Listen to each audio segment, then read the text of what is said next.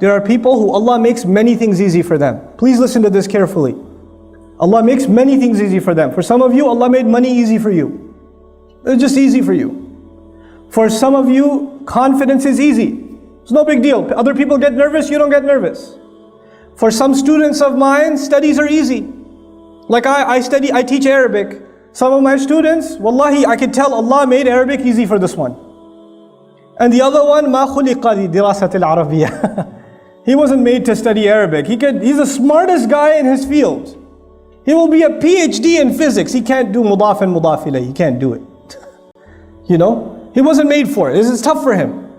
Not everybody is the same. Now what happens is when people get used to success, Allah makes one thing easy, then He makes the next thing easy, and then makes the next thing easy, and the next thing easy. Is everything always going to be easy? No, sometimes you will fail. There's a student who gets used to getting 100 the first time, the second time, the third time, the fourth time, and the fifth time he gets a 50. All of a sudden. And he's used to what? 100. So he said, oh, forget it. I am worthless. Allah is no longer with me. You know, what's the point now? Because you get used to riding so high that one little failure, one setback, and you're just crushed. You are completely crushed. What's the point? I'm dropping out of school. I don't want to do this anymore. I hate this. You know what? This is when you didn't remind yourself at every single success that success was a combination of two things. Your effort and Allah's help. Every single 100 you got before wasn't because it was easy. You put effort and Allah gave His barakah. You put effort and Allah gave His barakah. And this time when it doesn't happen, two things could be wrong. Number one, maybe you didn't put enough effort. And when you don't put enough effort, Allah does not give His barakah. And maybe even if you put effort, Allah decided that He will not give you barakah, maybe that's better for you. One of my best friends in life used to be a Hindu. And he wanted to go to med school. And he was a straight A student. Straight A's his entire life. Perfect scores. Highest scores in the SATs. Applied to med school, he was expecting a full scholarship. He got rejected.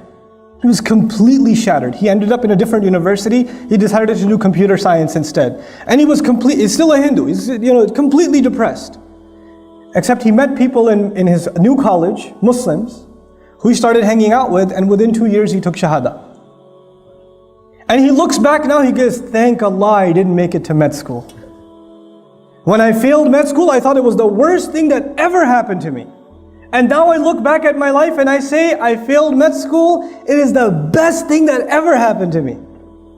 You know? His kids are memorizing Quran. Can you imagine? His kids are memorizing Quran. His father, when he became Muslim, they dragged him to, his father got so shocked, he took him to India to beat Hinduism back into him. And he ran away from there, came back. You know? Now his kids are memorizing Quran, subhanallah. So sometimes we have to have trust in Allah. We get used to riding a high wave, and one little setback comes and we lose our trust in Allah. And then there are others who Allah gives you one difficulty, then He gives you another difficulty, then He gives you another difficulty, and He gives you another difficulty, and you start believing that I will never accomplish anything.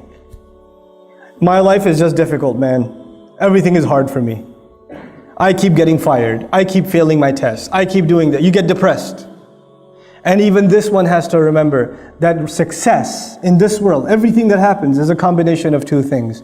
I have to put in my effort, and Allah will make the task easy. I know I said last, but I have 1 minute left. Might as well use it for something. I'll share this last thing with you. There are two parts of this dua so far. It's not even the whole dua. I just wanted to share these two statements with you. Rabbi shrah li sadri wa yassir li amri. There's a sir balaghi. There's a very beautiful eloquence to this statement.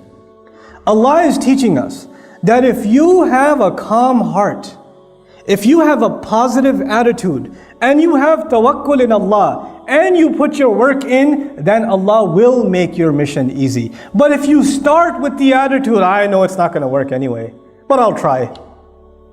You already began with a defeated attitude, Allah will not make your task easy for you.